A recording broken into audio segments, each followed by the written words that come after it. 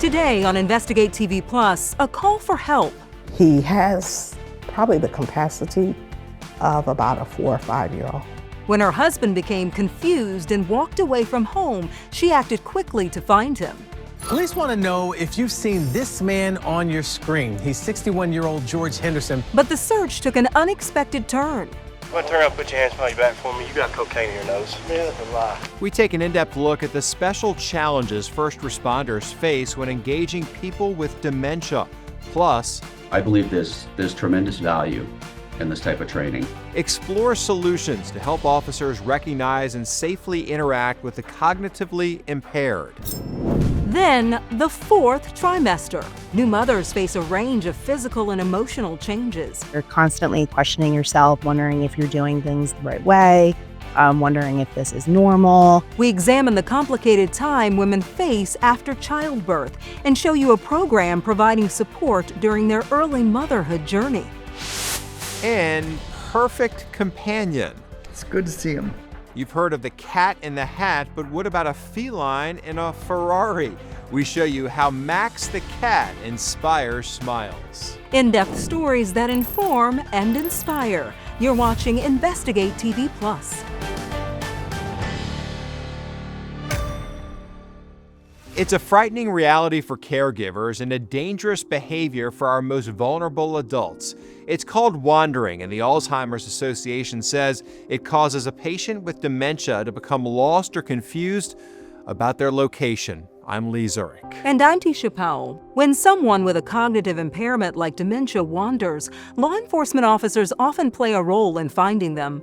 Once the person is located, experts say their condition can make communication challenging, and sometimes interactions can escalate into confrontation. In Tennessee, for example, a man with late-stage Alzheimer's disease wandered from home and ended up charged with multiple felonies. Reporter Kristen Crowley takes an in-depth look at this one case and examines solutions to provide first responders training to safely interact with individuals in a state of confusion or distress. What I miss the most is that was my best friend. Kimberly Henderson cherishes the memory of the man who devoted 40 years of his life to her and 29 to his country. Her husband, George, is one of the nearly 7 million Americans living with Alzheimer's disease. He has probably the capacity of about a 4 or 5-year-old. Because of his illness, Kimberly says George has no memory of what happened on December 6th, 2024. Police want to know if you've seen this man on your screen. He's 61-year-old George Henderson. The TBI says he walked away from his home this afternoon. That night, a statewide silver alert was issued for George after Kimberly called the Clarksville, Tennessee Police Department to report him missing. The Silver Alert system was created to help protect missing persons who have cognitive impairments. Alzheimer's Tennessee says the Tennessee Bureau of Investigation, or TBI, is tasked with oversight and creating a uniform statewide protocol for missing persons, including public alerts through media and on interstates, as well as social media posts. How's it going, brother? How you doing? Good. 6 hours after the TBI issued an alert, Officer Jacob Pritchett ran into George at a gas station in Guthrie, Kentucky, about 10 miles away from George's home in Clarksville, Tennessee. The arrest report states while talking to George, Officer Pritchett could tell something was off, that he was incoherent and wearing 2 different shoes. The officer accused George of using drugs. You want to turn around and put your hands behind your back for me? You got cocaine in your nose. Man, that's a lie. That's a lie. Don't. When Pritchett went to arrest George, the situation escalated. Let go of my hand. During the arrest, the officer's body camera showed George getting punched in the head and knocked unconscious. Once he was placed in cuffs, Officer Pritchett ran George's name through dispatch. He learned George was the subject of a silver alert in Tennessee, but not Kentucky. In the citation, Officer Pritchett explains a bolo should have been issued for George, and if it was issued correctly, the outcome of the situation could have possibly been avoided. George was cleared by EMTs at the scene, then taken to jail and charged with 5 felonies. Weeks later, his wife reacted to the video of her husband's arrest. Just looking at the video, you could tell that he was in distress. he needed help. The Alzheimer's Association says finding a missing person with dementia requires different tactics and strategies than the search for someone without cognitive impairment. Since it launched in 2014, the Alzheimer's Association says at least 56,000 individuals have taken its first responder training course. Spencer Hardin, advocacy manager for the Georgia chapter of the Alzheimer's Association, says specialized training could help firefighters, paramedics, and police identify and defuse cases involving patients. First responders are going to have to respond to various situations that can range from something very simple to something very complex.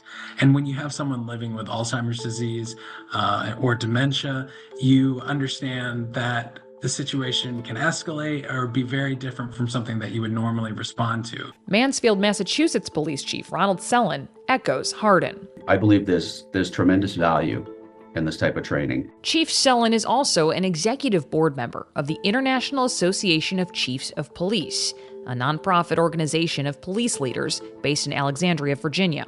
The chief admits every community is a little bit different, but he's personally a champion for specialized training on dealing with the cognitively impaired. It gives them a much more broader understanding of the different nuances of the type of people that they deal with, and helps them to understand how they can communicate best. Communication that he says includes de-escalation techniques for officers. Introduce yourself, explain what you're doing, speak slowly, ask simple questions. He says the IACP offers no-cost resources on their website, including postcards and brochures, identifying the 10 warning signs that a driver may have Alzheimer's or dementia, and evaluating at-risk older adults. We're seeing an increasingly diverse community with more and more cognitive impairments, and as a result of that, we need to start investing time and sometimes money into identifying resources that we can use to help better prepare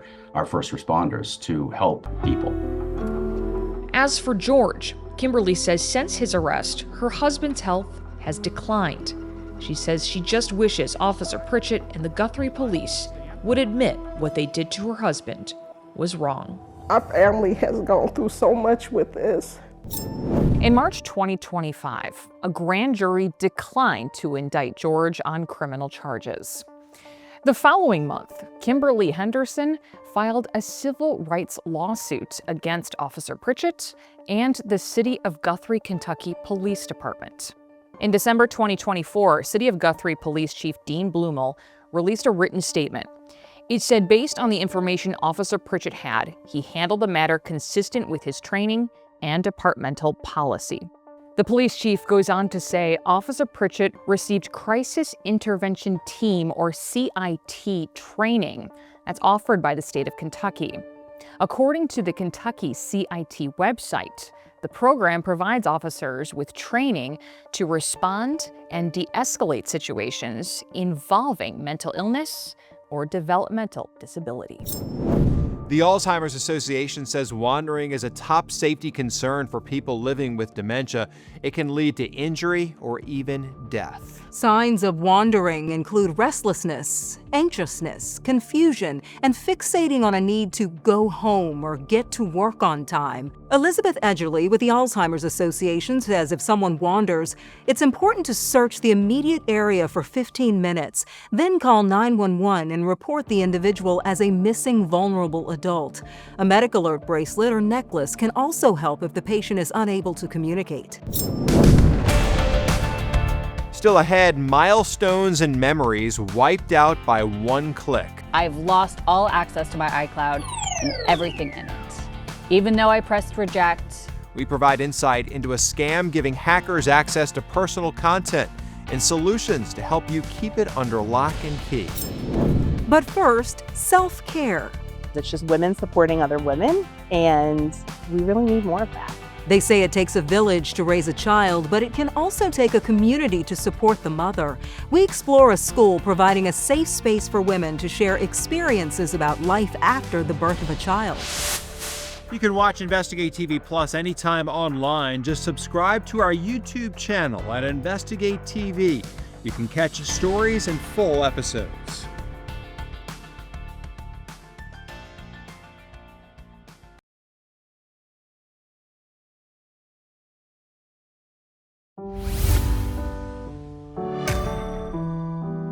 A new mother usually attends at least a dozen doctor visits while pregnant, but after birth, it's likely just one. Many doctors now recognize this is a problem because women need a lot more care after the birth of their child. Postpartum refers to the period after childbirth. Most often, it lasts 6 to 8 weeks after delivery or until a mother's body returns to its pre-pregnancy state. But the symptoms and changes that occur during this period can last longer. Studies show people don't talk very much about the postpartum period, and it might leave new moms feeling lonely or unprepared. Reporter Carrie Beal introduces us to a new mom inspired to support women as they navigate this challenging period. So this was probably about 2 weeks after my second was born. Nicole Parmalee has 2 children, Mason and Max. So his mouth is lip stained red here because he was drinking virgin strawberry daiquiris. When pregnant, she was ecstatic to welcome her babies into the world. With my first child, Mason, I moved down here when I was 33 weeks pregnant. She didn't realize how tough it would be during the 4th trimester, which is the time after a woman gives birth. They prepare you for how to swaddle a baby, how to change a diaper, how to respond to your baby's cries, but they don't prepare the mother for how they might feel. Those feelings can be overwhelming. I just remember hobbling around in the store, leaking and crying. She says new moms are dealing with a lack of sleep, breastfeeding challenges, post-delivery healing, and much more. It was very isolating, as new motherhood can be. You're constantly questioning yourself, wondering if you're doing things the right way, wondering if this is normal. Parmalee felt there was a lack of support for women during the postpartum period. I never knew there was a pelvic floor physical therapist. Everyone tells you when you go to the doctor, I'm peeing when I sneeze, or I'm peeing when I laugh or jump, and they're like, that's normal, that happens. She learned that wasn't normal, and there are ways to help the body heal. It's why she started the New Mom School in Greenville. It's really an investment in the mother because studies have shown that if mom is happy, baby's happy, family's happy. The 8-week program will include support sessions with experts like a relationship counselor, positive parent coach, therapist, lactation consultant, speech-language pathologists, and much more. So not only are we providing them with the experts from the community, but we're also helping them build their own community. We encourage the moms to get together outside of class. We will put them in a Facebook group so they have contact with each other. We'll, get a group chat going. The old saying goes, it takes a village to raise a child. It also takes a village to support the mom. It's just women supporting other women, and we really need more of that. The Cleveland Clinic says postpartum recovery, like pregnancy, is unique. There isn't a one-size-fits-all scenario and timeline. If you have concerns about how you're healing or how you feel, it's best to contact your healthcare provider. And if you have feelings of harming yourself or your baby, call 911 or call, chat, or text the Suicide and Crisis Lifeline at 988. Still ahead, one click. Turns out the video lived on the iCloud, not my phone, and so I lost it. Leads to a lockout. We give you insight into how scammers gain access to iCloud and show you the steps to protect your personal content. Then later, from rescue to rolling around in his own car, we show you how a therapy cat on wheels inspires joy.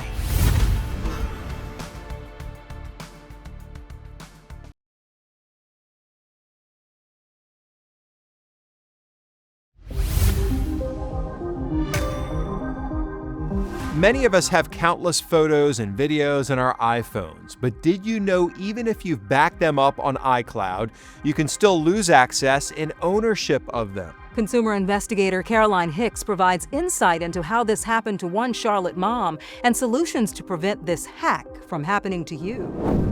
I was working from home on my computer in a meeting, as many of us are, and I get a notification that someone is trying to log in to my iCloud from Jakarta. She had no idea what happened next would lock her out of that account forever. It says accept or reject. I rejected it. 5-10 minutes later, I get an email telling me my iCloud password has been changed.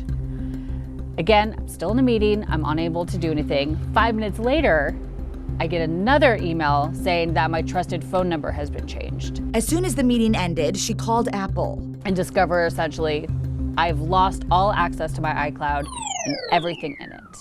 Even though I pressed reject. Your first inclination is to say no, but the problem is sometimes that might be how they get you. Cybersecurity expert Teresa Payton says if Samantha's phone was not already compromised, it could have been in that moment. Always back up, stop and think, because the fraudsters want you to act quickly, and then go to the domain name, that service's website, and then read. If we believe there's fraud, this is how we'll contact you, and just make sure you work within their processes. Payton says it's easier than ever for hackers to get away with this. You name it, some company with your information has had a data breach, and that data breach is just sitting out there for AI algorithms and fraudsters to just run programs and just see if they can trick one person.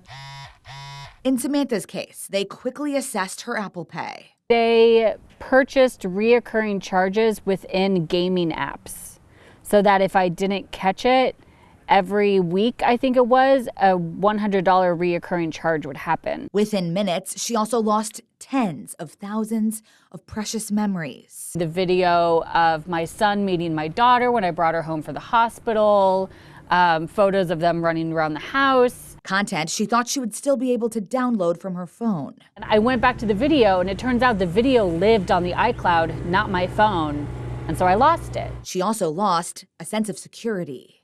Pictures of my kids were no longer mine, and I had no control over it, and Apple wouldn't do anything. Samantha is cognizant of phishing scams. I'm very careful about what links and text messages I click. But did not know this could happen to her. Why are you sharing your story? I want people to know, and especially moms to know, that as we're taking pictures of our kiddos, if you put it on the iCloud, it's not really just yours anymore. If you have content on your phone you do not want to lose, you should consider backing it up on an external hard drive. An Apple spokesperson did not comment on this incident, but suggested turning on stolen device protection in your iPhone settings. It creates a security delay, so if someone is trying to change your password, they'll have to wait an hour and then perform a Face ID or Touch ID authentication. In Charlotte, I'm Caroline Hicks. Up next, talk about catitude. Whoa, that was not the smoothest. A cat with 3 legs plus 4 wheels plus 9 lives equals countless smiles.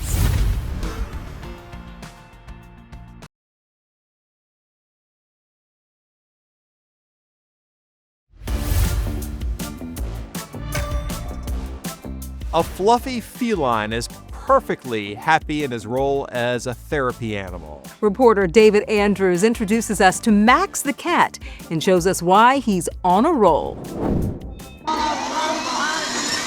Every Wednesday. Whoa, that was not the smoothest. For the past 8 years. He's a good boy. Max the therapy cat has been couch cruising here at Delta Retirement Center, wheeling past wheelchairs. Here, now we're going. Pausing to say hello. It's good to see him. The seniors here look forward to this charismatic cat's weekly visit. Laughter and smiles, those are his specialty. Max, sit down here. I know. He says, I know. He's a cotton candy blue Persian. Which makes him very, very soft. A 13-year-old with a lot of catitude. Max has 3. Oh, Max. That's Max's mom, Deb Small. Max, of all the things you could do today. She says she adopted Max from the Capital Area Humane Society 9 years ago after finding out he was abused so bad by his previous owner, his hind leg had to be amputated. So at that point, it was a no-brainer. I said, he's coming home with me, and nobody's going to hurt this animal again. After she helped Max heal physically, she decided to put him to work, helping seniors heal emotionally. But now we call him the champion for the elderly because that's his role. While Delta is his home base, over the past year, Max has been visiting seniors at retirement centers and nursing homes all across mid-Michigan. And so we hope that when we leave, they feel important, that somebody took the time to come out and see them. He brings a lot of happiness to a lot of people, and we love him. And Max loves to be on the move, spreading the message that seniors matter. He does like to travel. The Mackinac Bridge, Niagara Falls, and local car shows. He won first place in Cruising and Holt, Pick of the Week. His picks also popular on Facebook, 9,000 followers in 154 countries. Australia, Antarctica, Siberia, Russia, China, Japan. He has fans. Fans of his fashion statement and his mission statement, be a champion for the elderly. I think what Max does and what my goal is to let people know that they have value in this world. Not ready to press pause just yet, Max the therapy cat is literally on a roll. You know, I say I'm just the driver. I'm the manager. You know, he's the star, and he really is. Well, I am a cat person, and I absolutely love Max. And at 13, he's elderly too. He's elderly. I'm not a cat person, but that is a cute cat. Like his face and everything, very cute. Very nice. Well, that's it for us on Investigate TV Plus. I'm T. Chappelle. And I'm Lee Zurich. Thanks for watching.